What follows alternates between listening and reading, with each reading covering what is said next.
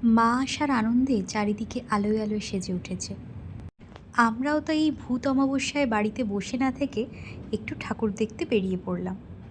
দূরে কোথাও যাইনি, পাড়ায় পুজো দিতে বেরিয়ে তাই বাড়ির সামনেই একটু কিছু ঠাকুর দেখে এলাম।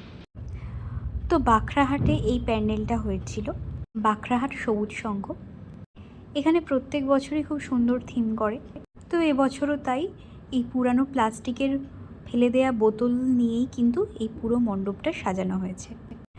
আর এখানকার প্রতিমা দর্শন করেও কিন্তু মন জুড়িয়ে যায়। আমাদের শুধু এটা দেখেই চলে আসার প্ল্যান ছিল যদিও, তারপর হঠাৎ করেই মনে হলো পাড়ারও কিছু ঠাকুর দেখে আসি। তাই এটা দেখে নিয়ে আমাদের পাশের পাড়ারও কিছু ঠাকুর দেখতে বেরিয়ে পড়লাম। এই যে এগুলো সব ছোট ছোট পাড়ার প্যান্ডেল। আরও অনেক ঠাকুর দেখেছি, কিন্তু এত ভিড় আমার আর ফটো তুলতে ভালো লাগছিল না, তাই এটুকুই শেয়ার করলাম। টাটা।